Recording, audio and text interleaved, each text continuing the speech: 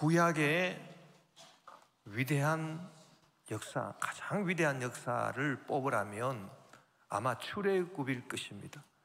그래서 이스라엘 백성들이 모세의 인도하심을 받아서 애굽에서 탈출을 하죠.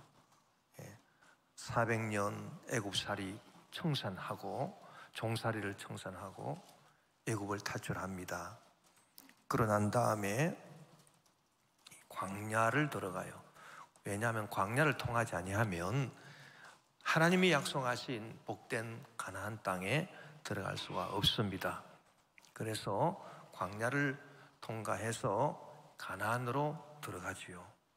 아마 구약에 기록된 역사 가운데 가장 위대한 역사가 있다면 이 출애굽 그리고 광야를 통해서 가나안에 들어가는 이 역사가 아니겠는가 그렇게 생각을 합니다. 그런데 이 출애굽의 역사, 광야를 통해서 또 가나안으로 들어가는 이 역사가 우리 성도 한 사람 한 사람의 이 개인적인 이 신앙생활의 그 여정과도 같아요. 우리는 예수님을 믿고 이 죄악의 세상을 떠난 거죠.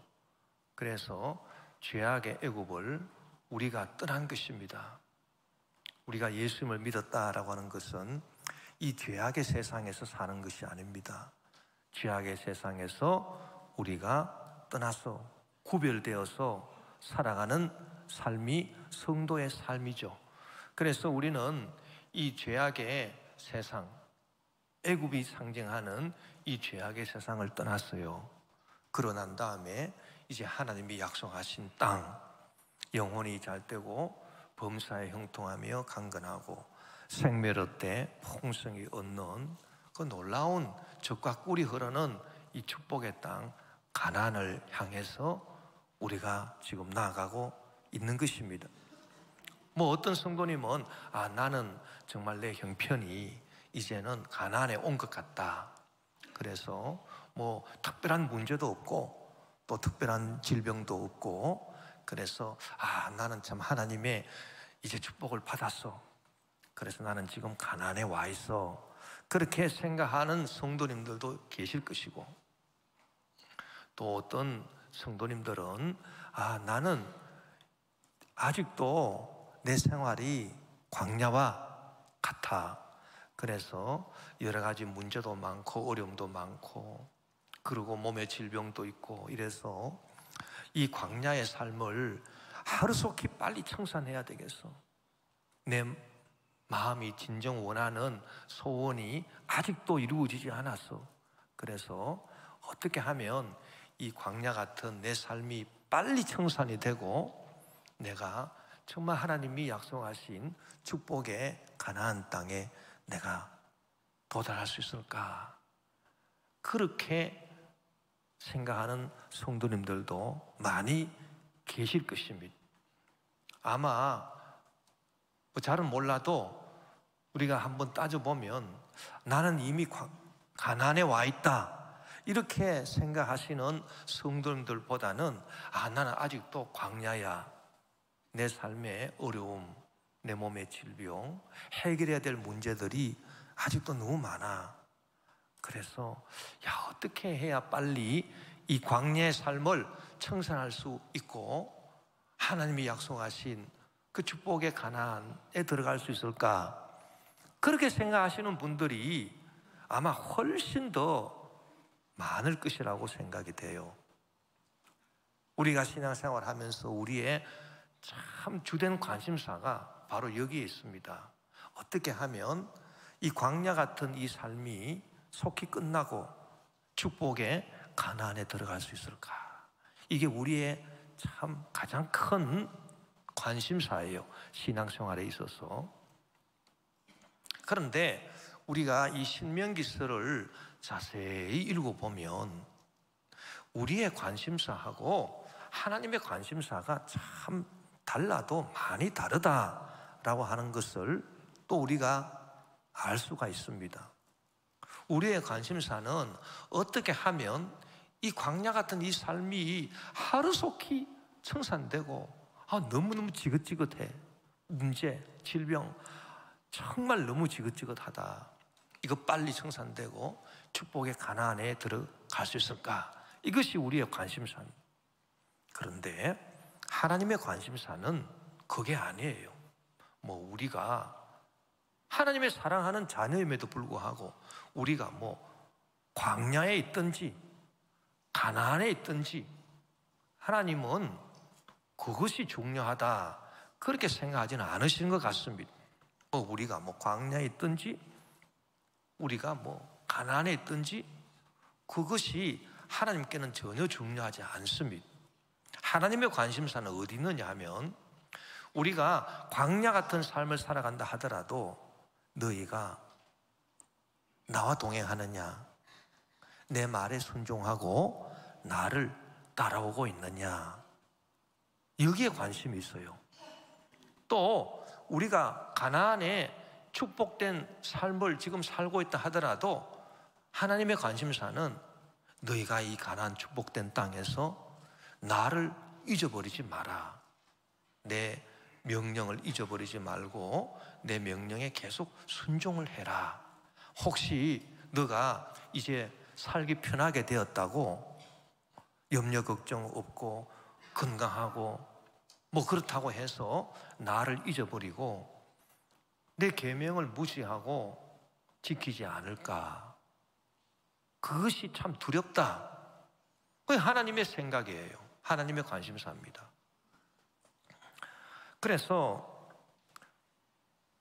우리가 광야에 있더라도 하나님께서는 우리가 광야에 있는 것 자체가 문제가 아니고 너가 내 말을 지켜 행하고 있느냐, 거기에 관심이 있어요. 오늘 본문 신명기 8장 2절에 보면 내 하나님 야훼께서 이 40년 동안에 내게 광야 길을 걷게 하신 것을 기억하라.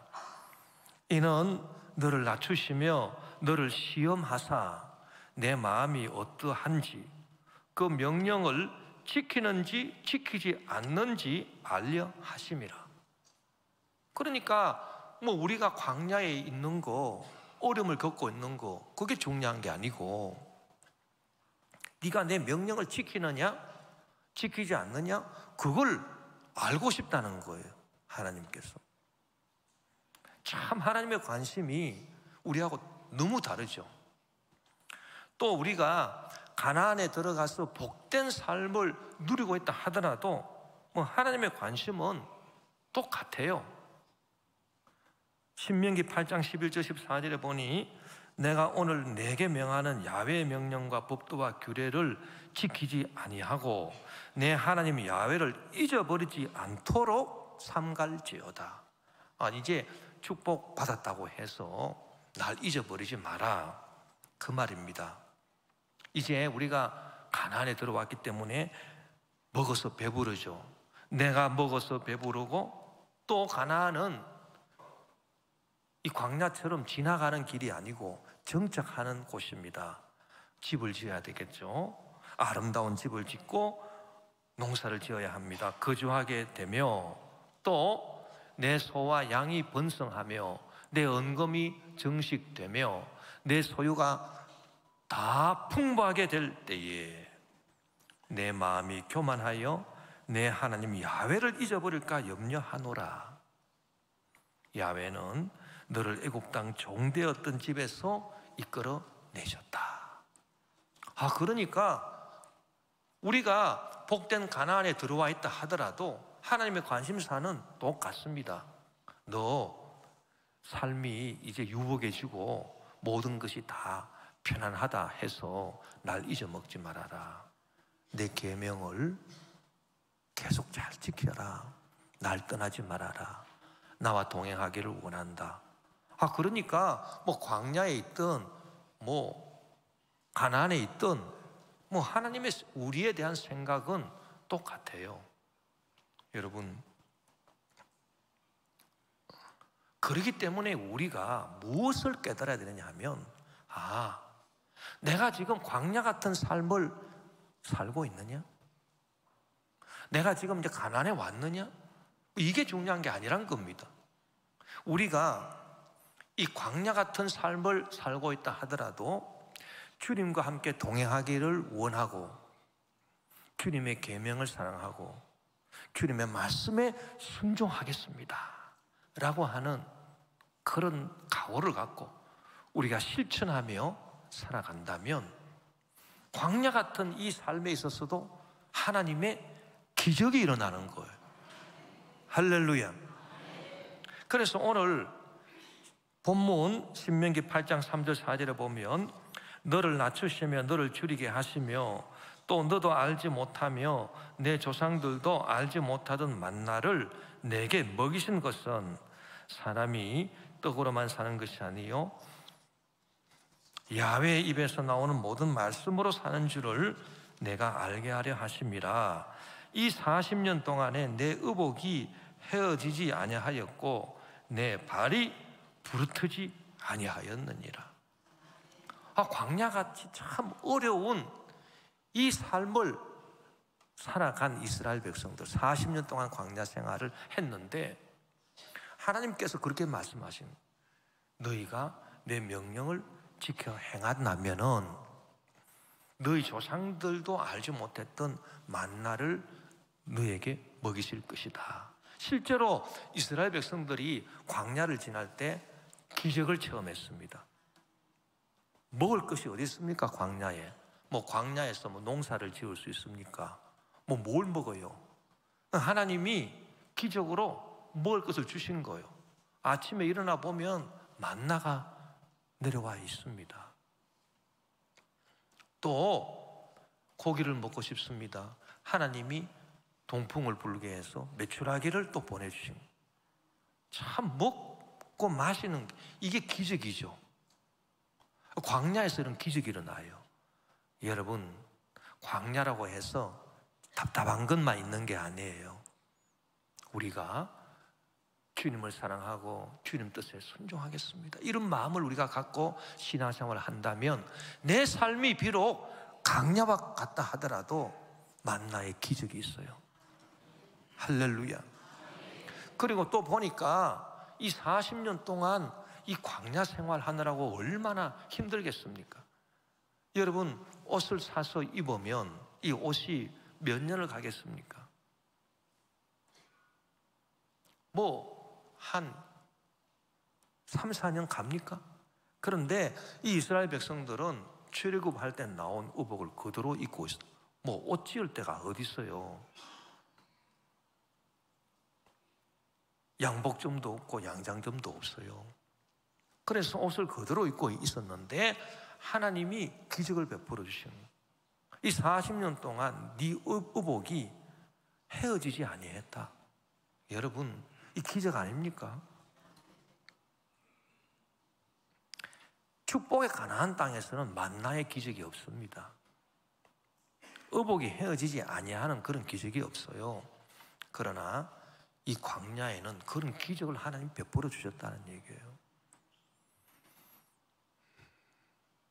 그래서 네 의복이 헤어지지 아니했다라고 하는 이 말씀은 너에게 필요한 것, 생활에 필요한 것 다 하나님이 기적으로 채워주셨다는 것입니다. 또 뭐라고 말씀했습니까? 여러분, 40년 동안을 그 제대로 된 신발도 아니고 그 샌들 같은 거를 신고 돌아다녀 보세요.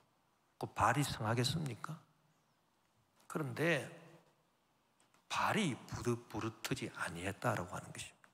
40년을 걸어 다녔는데 발이 멀쩡한 거예요. 이 발이 멀쩡하다라고 하는 것은 발만 멀쩡하다 그게 아니죠. 네 온몸이 다 건강하다. 광야에서 무슨 병원이 있습니까? 뭐가 있습니까? 그러나 너의 발이 부르트지 아니하고 너의 온몸을 내가 건강하도록 해주었다는 것입니다. 이게 기적 아닙니까, 여러분? 참 어떻게 보면 이 광야가요, 이 가나안보다 더 축복받은 장소가 아닌가. 왜냐하면 하나님의 기적이 있어요. 만나의 기적이 있죠. 필요한 것 뭐 다 채워주시죠. 몸도 건강하게 해주시죠. 얼마나 좋아요. 여기가 진짜 축복의 가나안이구나. 우리 삶의 환경이 광야 같다 하더라도 그게 중요한 게 아니죠. 내가 주님의 말씀, 법도를 따르면 이 어려운 삶 가운데서도 기적이 있는 거예요. 어려우니까 하나님이 기적을 주시는 거예요. 기도 응답이 이루어지는 거예요. 필요한 것을 채워주시는 거예요. 건강을 주시는 거예요. 참 놀랍습니다. 그런데 우리가 축복의 가나안에 들어갔다 하더라도 그곳에서 우리가 이제 방심하고 해이해지고 방탕하게 되고, 이 사람이 부유하게 되면 쓸데없는 짓을 많이 하지 않습니까?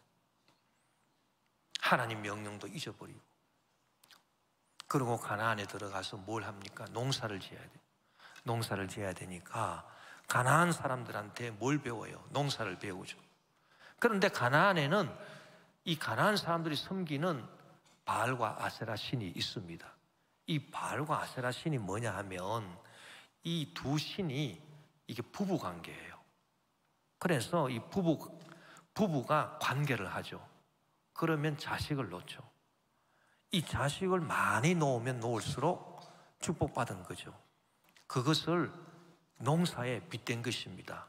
그래서 바알 신과 아세라 신이 서로 교합을 하게 되면, 그러면 자식이 나오듯이 농산물이 풍부하게 거두어지는 거야. 이 가나안 사람들이 이스라엘 백성들한테 농사를 가르쳐 주면서 자기들이 섬기는 이 바알신 아세라신 섬기라, 이것도 가르쳐 줘. 그러니까 거기에 그냥 넘어가 버린 거. 그러면서 하나님을 잊어버렸다. 하나님의 명령을 순종하지 않게 됐다는 것입니다. 그럴 때는 어떻게 되느냐? 그때는 진짜 광야가 다가오는 거예요. 이스라엘 백성들이 하나님을 떠났더니 그들이 다 멸망해버리고 마는 것입니다. 우리가 이스라엘 역사를 보면 잘 알겠지만은 BC 722년에 아수르에 의해서 북이스라엘이 다 점령되고 다 포로로 잡혀가고, 그 다음에 BC 586년에 남쪽 유다마저도 바벨론에 의해서 다 멸망당해버리죠. 그 결과가 나타났다는 거예요. 진짜 광야예요. 진짜 광야처럼 돼버렸어요. 이 가나안이 아닙니다. 자, 신명기 8장 19절 20절에 보니 내가 만일 내 하나님 야훼를 잊어버리고 다른 신들을 따라 그들을 섬기며 그들에게 절하면 내가 너희에게 증거하노니 너희가 반드시 멸망할 것이라. 야훼께서 너희 앞에서 멸망시키신 민족들 같이 너희도 멸망하리니 이는 너희가 너희 하나님 야훼의 소리를 청종하지 아니함이라. 자, 여러분, 어느 게 진짜 복이에요? 광야 같은 삶이지만은 주님의 말씀에 청종해서 정말 만나의 기적, 일상생활의 기적, 건강의 기적을 늘 체험하고 사실래요? 그게 좋겠어요? 아니면 정말 내 환경이 참 풍부하다, 부족한 것이 없다. 요한계시록에 보면 라오디게아 교회처럼 나는 부자라, 부유하여 부족한 것이 없다. 그러지만은 주님의 말씀대로 살지 아니하니까 영적으로 너무 궁핍해졌습니다.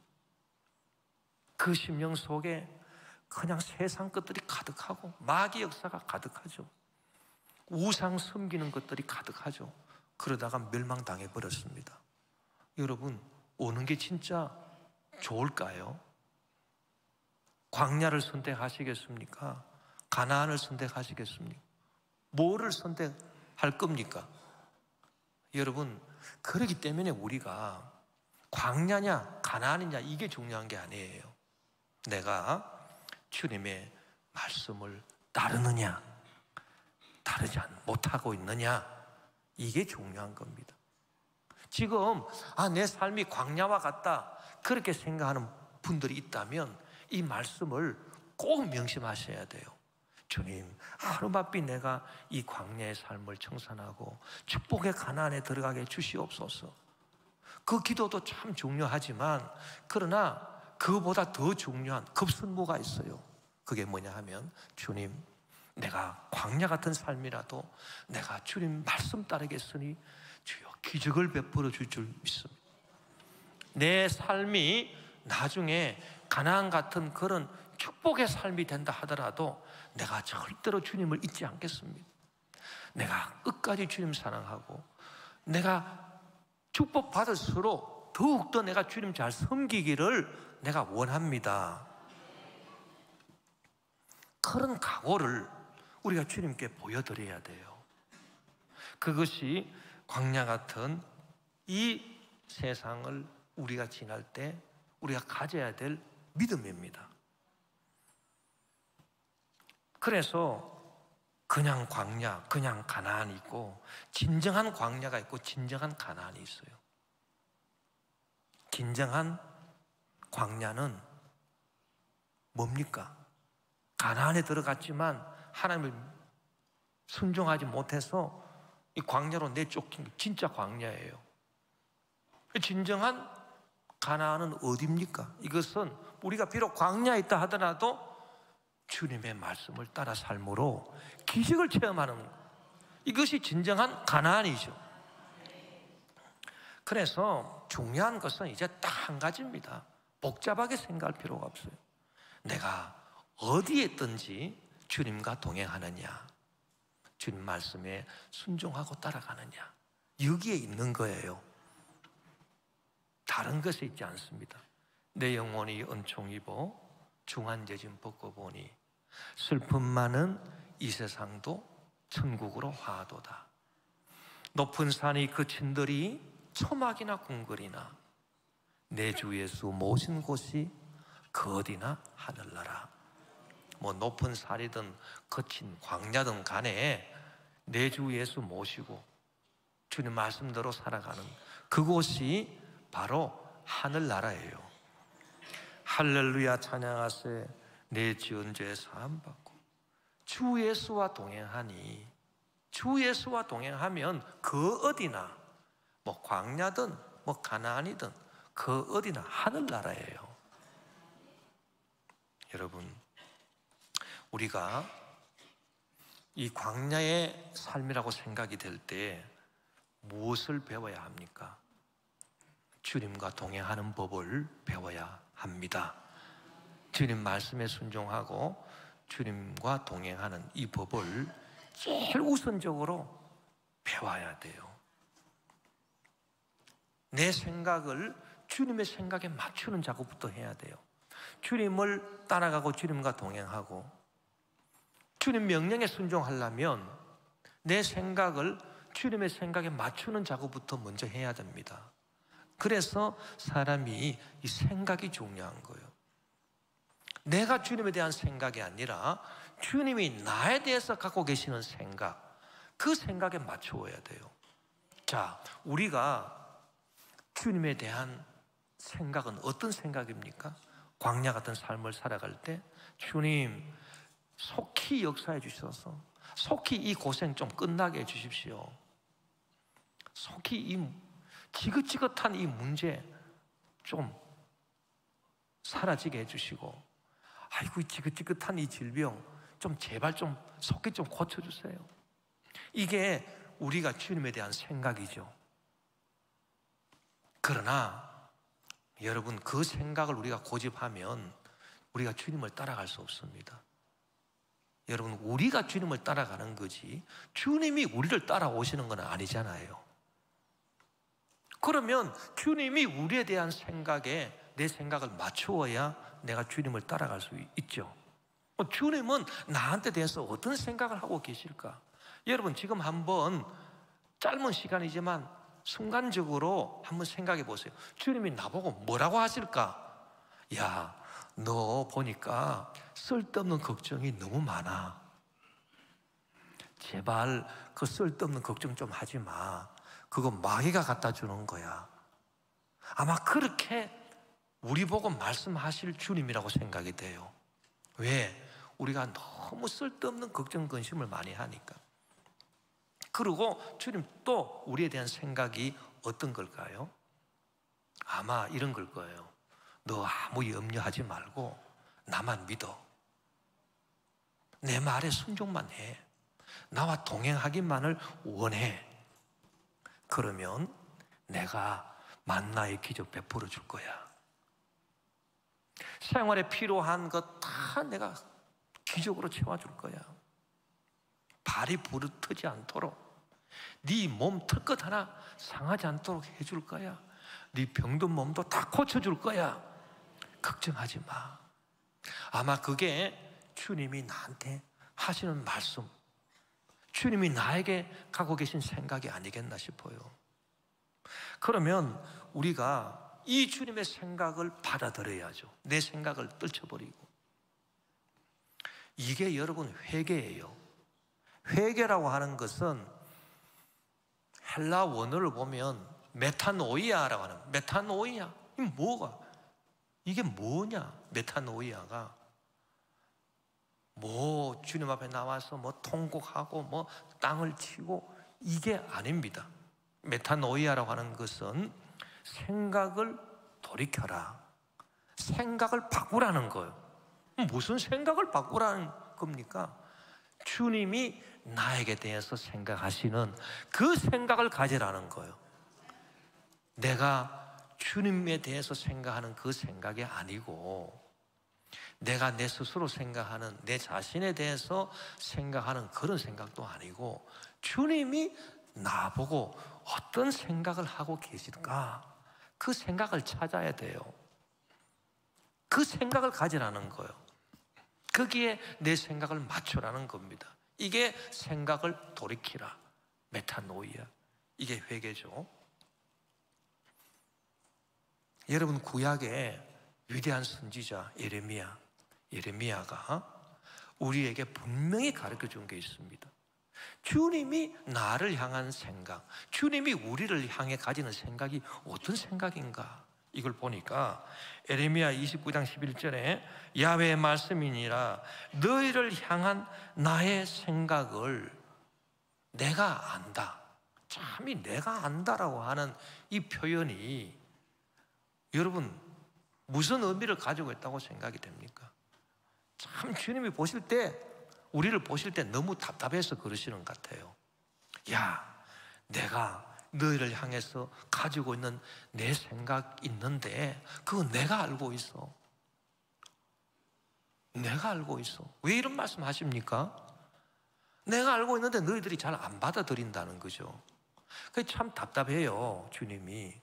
그래서 내가 너희를 향한 생각을 내가 알고 있잖아. 내가 알고 있잖아. 그렇게 말씀하시는 겁니다. 무슨 생각입니까? 평안이야. 재앙이 아니야. 그리고 너희에게 미래와 희망을 주는 것이, 이게 주님이 우리에 대해서 갖고 있다는 생각이라는 것입니다, 여러분. 재앙이 절대 아니라는 거예요. 평안이라는 거예요. 미래, 희망이라는 거예요. 그런데 우리는 주님 뜻에 우리가 순종하고 주님의 생각에 내 생각을 맞추고 그렇게 살아간다? 그러면 이거 뭔가 큰 손해보는 거 아닌가? 내가 큰 것을 잃어버린 게 아닌가? 내가 이 세상에서 재미 보고 살아야 되는데 그 재미 다 잃어버리는 거 아니야? 큰 손해보는 거 아니야? 어떤 장로님이 장로장립식 하는데 펑펑 우시더랍니다. 그래서 왜 장로님 오늘같이 기쁜 날에 왜 우십니까? 그랬더니 나 이제 세상 재미 다 봤습니다. 장로 되기 전에는 뭐 친구들하고 어울리고 뭐 술도 마시고 뭐 좀 못된 짓도 하고 재미 누리고 살았는데 이제는 장로 타이틀 달고 어떻게 그런 일을 합니까? 나 이제 다 살았어요. 이제 낙이 없어요. 그래서 펑펑 우셨다는 얘기예요. 뭐 은혜 받아서 우신 게 아니고. 그런데 여러분, 이 케이스가 그 장로님뿐만이겠습니까? 저와 여러분도 똑같은 생각을 하고 뭔가 모르게 주님의 뜻에, 주님은 분명히 우리에게 평안이고 미래와 희망을 준다 그랬는데, 우리가 주님 뜻에 맞추면 뭔가 굉장히 손해보는 것 같아요. 주님께서 갑자기 우리에게 엄청난 것을 요구하시고, 이 세상 살아가는 재미는 하나도 없고, 이거 뭐야 도대체? 이거 내 삶이 이거 완전 끝나는 거 아니야? 그런 식으로 생각된다는 거죠, 우리에게는. 왜 그럴까요? 중요한 이유가 있습니다. 중요한 두 가지 이유가 있어요. 그 첫째 한 가지는 뭐냐 하면, 우리가 태어날 때부터 죄인으로 태어나기 때문이에요. 죄인으로 태어나서 우리 생각이 죄에 쩔어 있어요. 죄에 쩔어 있기 때문에 우리가 나도 모르는 사이에 주님이 나를 향해서 갖고 계신 그 참 평안과 미래와 희망을 주려고 하는 그 생각을 우리가 거부하는 겁니다. 생각이 타락한 거죠, 내 생각이. 우리는 사람이 죄로 말미암아 타락했고, 우리가 어머니 뱃속에서부터 죄인으로 태어난다. 죄인으로 태어나는 게 뭘까? 생각이 타락한 채로 태어났다, 그 말입니다. 이 생각이 타락했으니까 주님의 뜻을 따르면 우리는 이 세상에서 아무 기쁨이 없는 거야. 이거는 그냥 이제 죽은 거야. 이제 아무 재미도 없어. 살맛이 없어. 나는 이제 완전 빈털터리가 되고, 또 주님 나한테 원하시는 엄청난 것이 있기 때문에 그거 감당 못해. 나 예수 안 믿을래. 그렇게 돼버리는 거예요. 죄가 우리 생각을 타락시켜서 우리의 눈을 어둡게 했기 때문입니다. 우리의 생각을 어리석게 만들었기 때문이에요. 그렇기 때문에 해결책은 뭐냐? 철저하게 회개하는 거죠. 그래서 주여, 정말 주의 이런 잘못된 생각을 주님 씻어서 정결케 해 주십시오. 예수님이 뭐라고 말씀했습니까? 마음이 청결한 자 복이 있나니 저희가 하나님을 볼 것입니다. 마음이 청결해지면 우리가 하나님을 보게 돼요. 그러면 주님이 나에 대해서 갖고 계신 생각이 진짜 좋은 거구나, 그걸 우리가 깨닫게 돼요. 그런데 여러분, 이것만으로 해결되는 게 아니에요. 이게 첫 번째 이유고요. 죄 때문에 그렇다. 죄 때문에 내 생각이 타락해서 그런 거고, 또 두 번째로는 왜 우리가 그렇게 잘못 생각하게 되느냐? 그것은 성령의 도우심을 받지 못했기 때문입니다. 여기서 정말 중요한 게요, 뭐냐? 성령 세례를 받아야 돼요. 저와 여러분이 성령 세례를 받아야 됩니다. 성령 세례를 받는다고 하는 것은 성령이 우리에게 오셔서 우리 심령을 주장하시고 우리 생각을 주장하신다는 거예요. 생각을 주장하셔가지고 우리의 혀를 잡아요. 생각과 말은 여러분 같은 겁니다. 본질이. 마음으로 생각한 게 말로 나오고, 말한 것이 우리 생각을 사로잡아요.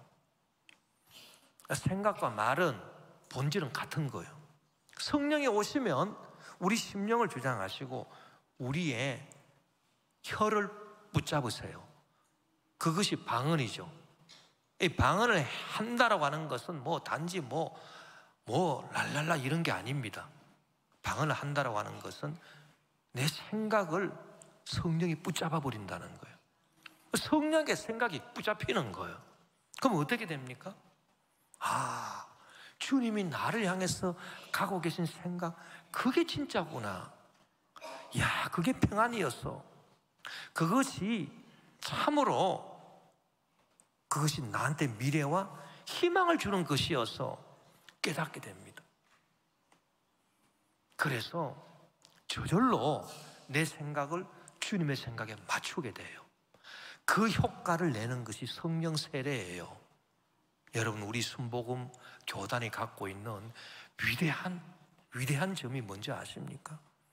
성령 세례 주장하는 것, 여기에 있는 겁니다.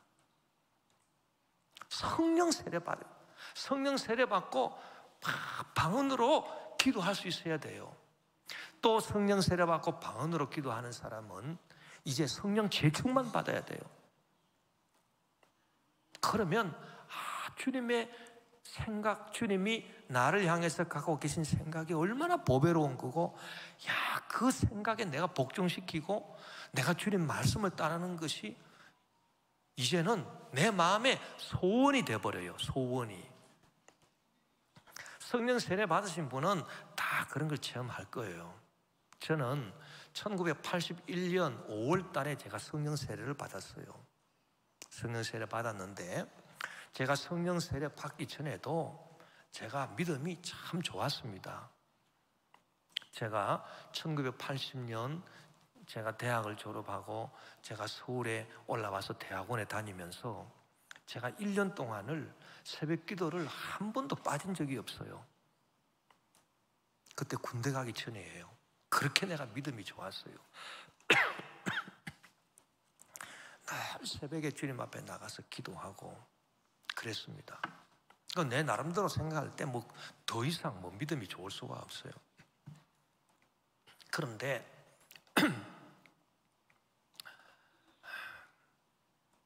내가 기도하기만 하면 주님께서 내 마음 한구석에 말씀하시는 게 있었습니다. 내가 너를 향한 나의 뜻은 너가 주의 종이 되는 것이야. 너 지금 고시 공부한다고 지금 헛된 길을 갖고 있는데 빨리 돌아와야 돼. 이게 주님이 저한테 하신 말씀이었거든요. 근데 나는 그거를 계속 거부했어요. 아이고, 무슨 말씀을 주님 하십니까? 아이고, 주님, 그건 아닙니다. 야, 너 옛날에 서약한 적 있잖아. 내가 중학교 2학년 때인가 그때 저희 아버님이 급체를 해가지고 막 돌아가시려고 그러시더라고. 그런데 아니, 병원에 가려면 버스를 타고 한참 가야 되는데 너무너무 급해가지고 내가 그냥 주여, 우리 아버님 살려주시면 내가 주의 종이 되겠습니다 그래버렸어요. 그랬더니 정말 놀랍게 새판에 지시던 분이 갑자기 화기가 싹 돌아오면서 살아나시는 거예요. 저는 기도해서 아버님을 한번 살린 적이 있어요. 제가 살린 게 아니라 진짜 기도 응답이죠. 하나님 은혜로. 저도 아버님 때문에 살아난 적이 있어요. 제가 그래서 1대1로 주고받은 거예요. 내가 중학교 다닐 때 내가 우리 집 그 앞에 있는 그 금호강이라고 아주 맑은 그 대구시 노곡동 앞에 있는 금호강, 거기서 내가 멱을 감다가요, 내가 빠져서 내가 죽을 뻔했거든. 그럴 때 아버님께서 한 100m쯤 계셨는데 거기서 날 보셨어요. 내가 꼴깍 하니까 큰일 났다 이래서 아버님이 헤엄쳐 오셔가지고 저를 살려냈습니다. 참 하나님 은혜, 아버님 은혜, 부모님 은혜 너무너무 감사하죠. 그래서 내가 그걸 자꾸 기억을 시킵니다. 하나님, 그때는 급해서 한 거고 실수할 수도 있는 거죠. 저는 주의 종 되기가 정말 싫었습니다. 왜 싫었냐 하면 제가 고향교회 다니면서 우리 목사님을 봤거든요. 우리 목사님을 보니까 목사님이 젊으신 나이임에도 불구하고 하시는 일이 매일 이렇게 늙으신 할머님들하고 권사님들이죠. 권사님들하고 이 집 저 집 돌아다니시면서 채권 가방 같은 거 하나 들고 왔다 갔다 하시더라고. 내가 참 그거를 보니까 정말 세상에 남자가 이 세상에 태어나서 할 일이 없어가지고 아니죠, 할머니들하고 어떻게 이 집 저 집 다니시면서 뭘 신방. 아이고, 참 세상에 제일 정말 비참한 일이 이 목사구나, 그런 생각이 꽉 들었어요. 제가 그때 절대 안 합니다. 그런 말씀 하지를 마십니다. 자꾸 그렇게 또 말씀하시니까 제가 주님, 그러면 내가 나중에 결혼을 해서 제 마누라는 제가 주위에 종시킬게요. 전도사님. 저는 아니에요. 저는 외교관이 돼야 돼요. 그래서 외국으로 다니면서 정말 좀 부귀영화도 좀 누려보고, 제가 매일 새벽기도 나왔습니다만은 제 마음은 그랬어요. 그게 솔직한 제 마음이에요. 그런데 1981년 5월 달입니다. 5월 어느 날 신체검사 받기 위해서, 군대 가기 위해서 내가 고향교회 가가지고 새벽기도를 나갔죠. 그날도 계속 주여 고시 공부 열심히 해서 빨리 합격하게 해주시오, 그 기도하려고 이제 나가서 기도를 하는데 갑자기 성령이 나에게 임했습니다. 임해가지고 막 내 혀를 잡아버리시더라고요. 나도 모르게 막 방언이 터져 나오는데 내가 2시간을 내가 정신없이 기도했어요. 막 회개하고 막 눈물 콧물이 흘러나오고 한참 방언으로 막 하다 보니까 나는 한 20분 지났나 보니까 2시간이 훌쩍 넘어버렸습니다. 바깥에 날씨가 환하게 밝고 새벽기도 한 사람 아무도 없어요. 다 갔어요. 목사님 한 분이 내 기도 끝날 때까지 기다리고 계시더라고. 교회 문을 잠그고 가셔야 되니까. 그런데 정말 놀라운 일이 생겨났어요. 그날 즉시로 제 마음속에 주님이 나를 위해서 예비하신 생각, 평안, 미래, 희망, 나는 주의 종이야. 나는 순복음교회 주의 종이야. 이론의 여지가 없어요. 그날 결정해버렸어요. 그날로 결정. 나는 그래서 이 성령 세례의 위력이 얼마나 크다라고 한 걸 알고 있습니다. 제가 지금 와서 내 그날을 딱 돌이켜보면요, 그날 내가 성령 세례 받아가지고 내가 주의 종 되기로 결심하고 내가 순복음교회 들어와서 조영기 목사님 제자가 되고 내가 이렇게 김포교회에서 목회하게 된 것이 참 얼마나 이것이 내 미래요 희망이었던가, 정말 축복이었던가, 그걸 내가 알게 돼요. 그때 내 친구들 중에서 잘 나갔던 친구들 대기업에 취업하고 무슨 고시 합격해가지고 나갔던 친구들 지금 보니까 다 은퇴했어요. 실직자가 됐어요. 근데 저는 계속 주회를 하고 있잖아요. 이렇게 얼마나 감사합니까? 할 일이 너무 많아요. 참 기쁘고 감사한 일이죠. 친구들이 그래서 저를 보면은 참 부럽다 그래요. 야, 너 진짜 목사 잘 됐다. 여러분, 참 우리가 이 성령의 인도하심 받는 거 굉장히 중요합니다. 성령의 세례를 받는 거, 이거 정말 참 중요해요. 성령 세례 받으면 새로운 삶이 시작되는 겁니다. 생각이 새로워지니까. 그러면서 주님 말씀에 순종하고 싶은 소원이 생겨요. 그전에는 주님 말씀에 순종하는 것이 내가 큰 손해보는 것 같고 자꾸 그래요. 그게 아니에요. 주님 말씀에 순종하면 좋은 일이 있구나. 정말 이게 최상이야. 그래서 주님께서 원하지 않는 것도 내가 더 순종해 드릴게요.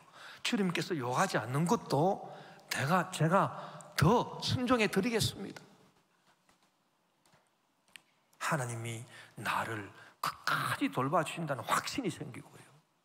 또 하나님의 기적으로 막 내 삶이 인도받는 겁니다. 참 놀라운 역사예요. 여러분, 또 성령의 인도하심 받아야 될 이유가 있어요.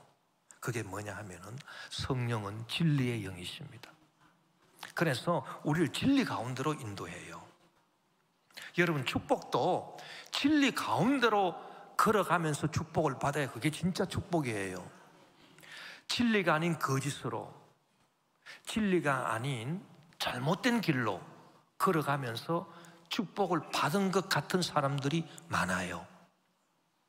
잘못된 길로 걸어가면서 권력도 잡고, 잘못된 길로 걸어가면서 돈도 많이 벌고, 진리를 떠나서 우상 숭배하면서 큰 복을 받은 것 같고, 이 잘못된 길로 걸어가는, 그러면서 복을 받았다, 그렇게 생각되는 경우도 있습니다. 그러나 결국은 어떻게 되죠? 다 망하게 되죠. 이스라엘 백성들이 가나안에 들어가서 왜 그 풍요한 가나안에서 하나님을 계속 섬기지 못했습니까? 그리고 멸망당했습니까? 그 이유가 뭡니까?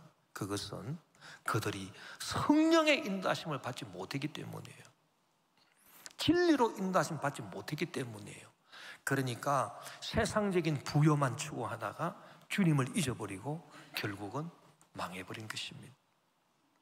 그렇기 때문에 요한복음 16장 13절에 보니 그러나 진리의 성령이 오시면 그가 너희를 모든 진리 가운데로 인도하시리니, 그가 스스로 말하지 않고 오직 들은 것을 말하며 장래 일을 너희에게 알리시리라. 할렐루야. 여러분, 우리의 삶이 지금 광야라고 생각이 되십니까? 그러면 우리는 시급하게 해야 될 게 있습니다. 내가 이 광야에서 주님 말씀에 순종하고 주님과 동행하기를 내가 사모하며 실천해야 되겠다. 그러면 기적이 일어난다. 만나의 기적, 생활의 축복, 기적, 건강의 축복 일어납니다. 성경이 말해주고 있어요.